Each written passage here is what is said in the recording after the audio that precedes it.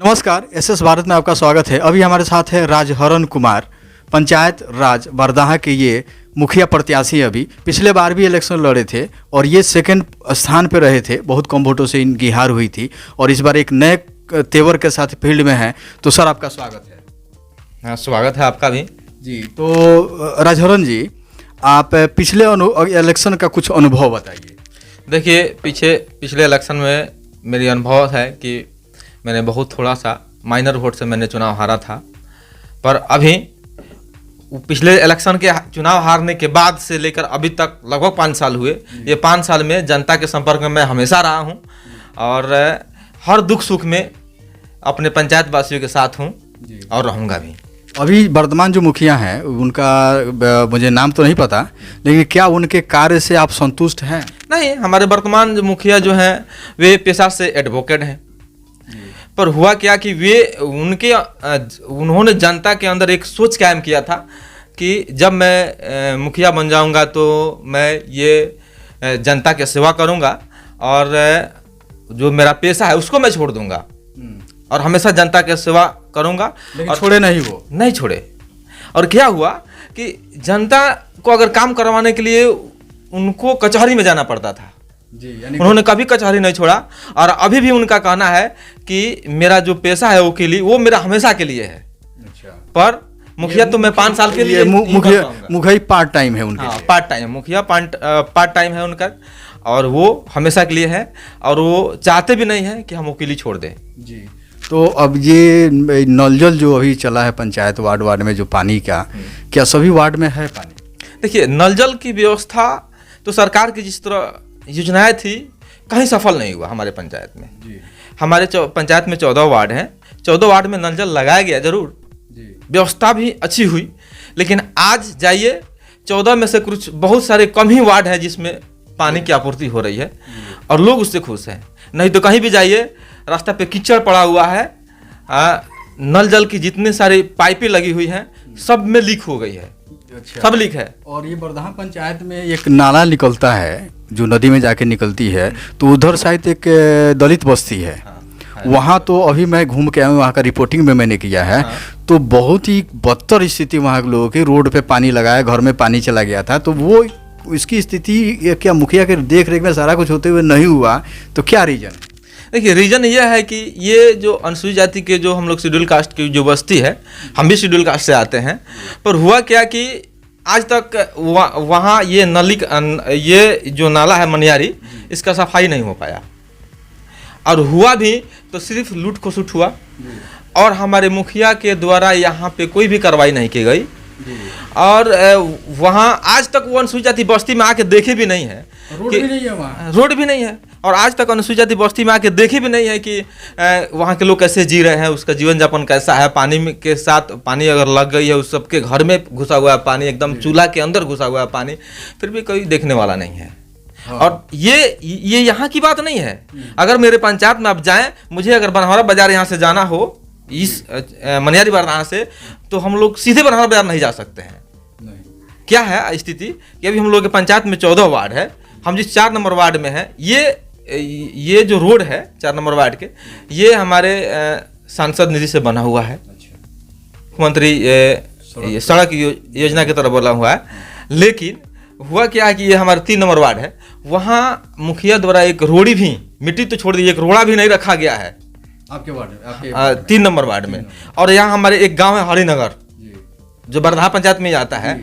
वो समझिए कि वहां जाने के लिए आपको ये शॉर्ट पैंट निकाल के, हाफ पैंट पहनिए, चप्पल निकाल के हाथ में लीजिए। लोग बता रहे थे कि जो रास्ता जो वहीं चला जाता है हरिनगर, दलित बस्ती से होके, तो वहाँ हमको लग रहा है कि पूरे रास्ता ही पानी है। पूरा रास्ता ही पानी है। उसके बाद बाईपास जाने का ये रूट जो है हम लोग के 3 नंबर वार्ड होकर निकलता है, वहाँ आप जा नहीं सकते हैं। रास्ता पे जगह जगह गड्ढा बना हुआ है, कभी पीसीसी की निर्माण नहीं हुआ। वहाँ पे खड़ंजा जो पहले से था जर्जर स्थिति में है, आप 4 चक्का से नहीं जा सकते हैं। पैदल जाने का मतलब लोग मजबूर है, वो भी चप्पल जूता पहन के नहीं, निकाल के हाथ में लीजिए तो पार कीजिए आप। ये हालात है। ये हरिनगर है 1 नंबर 2 नंबर वार्ड। अच्छा, उसके बाद अगर आप 5 नंबर वार्ड में हमारे जाइए तो 5 नंबर वार्ड में भी मुख्यमंत्री सड़क योजना के तरफ से रोड बना हुआ है। लेकिन हुआ क्या कि कुछ परिस्थिति होगी, चाहे कुछ प्रॉब्लम हो, जिसके चलते बीच में ही दोनों साइडें बन गया, बीच में ही 500 फीट रोड नहीं बन पाया। तो जब 500 फीट जो रोड नहीं बना है, वहाँ आने जाने में काफ़ी कठिनाई है। अगर आप 4 चक्का से भी नहीं जा सकते वहाँ पे। 5 नंबर वार्ड से भी लिंक टूटा हुआ है पंचायत का। सेम उसी तरह है 7 नंबर वार्ड। अगर आप बनहौरा बाजार पे जाना चाहते हैं तो उसके लिए हम लोग को मड़ुआ चौक जाइए, यहाँ से इधर घूम के मड़ुआ चौक से होकर बनहौरा बाजार पे जाइए। इधर से आप नहीं जा सकते। इधर से आप नहीं जा सकते हैं, या इधर से जाने के लिए आप पाटक बाजार पर जाइए, उसके बाद रोड पकड़ के बनहौरा बाजार पे जाइए। और बनहौरा बाजार के लोगों को यदि हमारे घोटा टोला गांव में आना हो, तो एक गांव है नौका टोला होते हुए घोड़ा टोला आता है, तो वहां पे भी जाने के लिए कोई रूट नहीं है, कोई रास्ता नहीं है, सब एकदम कीचड़ से खचमखच भरा हुआ है, कोई खड़ंजा तक भी नहीं है। ये हमारे 7 नंबर वार्ड की बात हुई। एक मैटर जो है, एक और बात, इंदिरा आवास का भी है, आप उसके साथ बोल लीजिएगा। इंदिरा आवास भी क्या सभी लोगों को मिला है, या मिला है तो क्या उसमें भी कमीशन का खेला कुछ हुआ है? कि कमीशन का खेला तो हुआ ही है।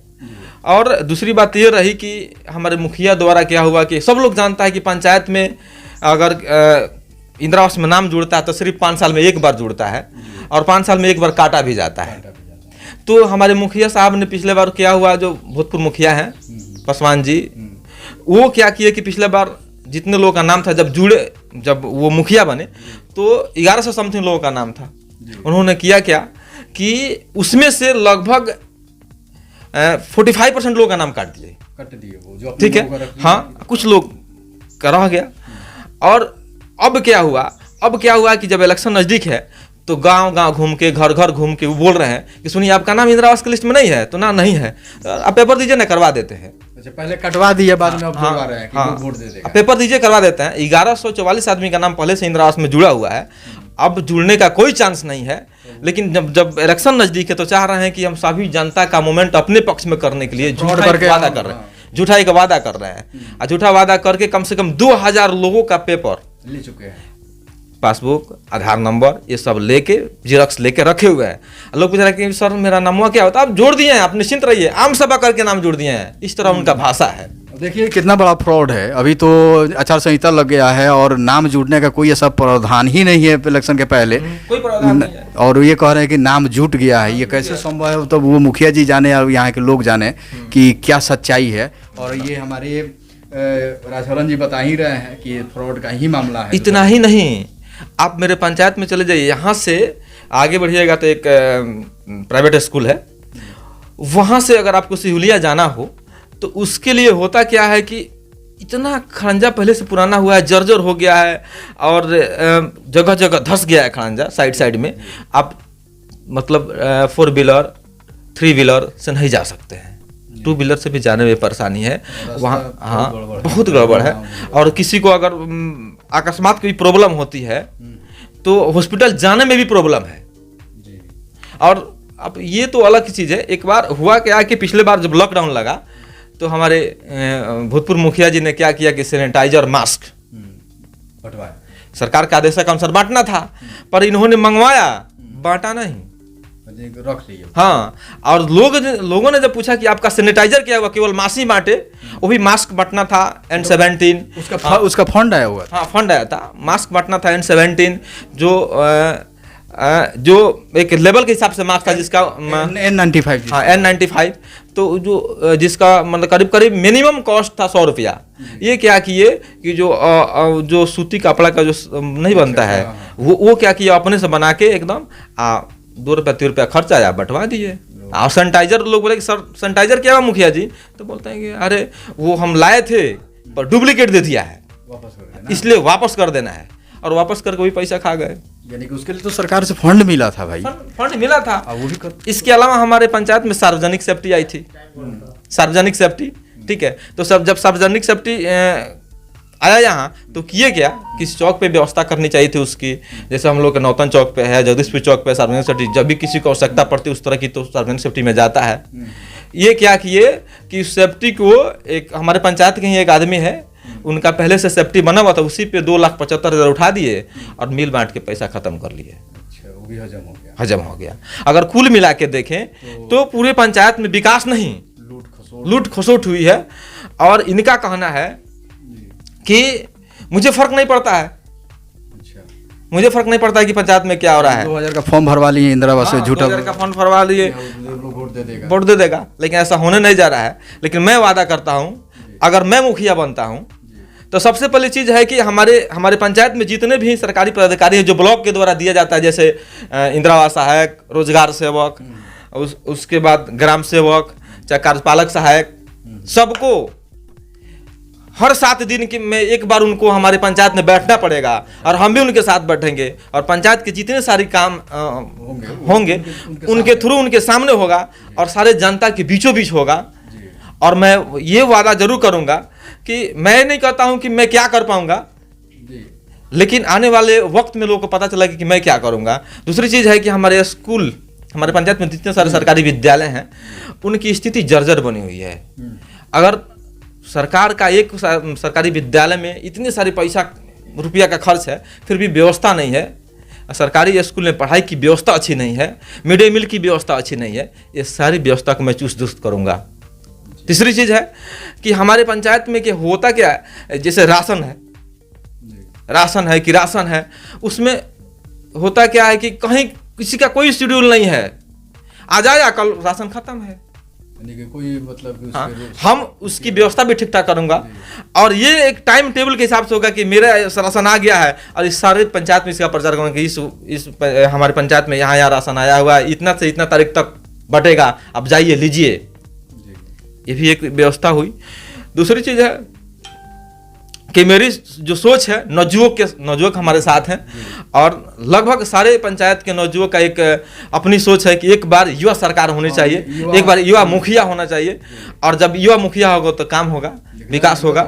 और पंचायत के सारे कार्य, पंचायत के जितने सारे कार्य है वो मैं पंचायत में ही करूँगा, किसी को ब्लॉक में जाने की आवश्यकता नहीं पड़ेगी। जी, आप तो पढ़े लिखे बहुत मतलब कि योग्य आदमी हैं, आप सारा चीज़ कर सकते हैं क्योंकि आपको नॉलेज है, टेक्निकली आप ये सारा चीज़ जानते हैं। तो ये है हमारे राजहरण जी, मुखिया प्रत्याशी हैं बरदाहा पंचायत के।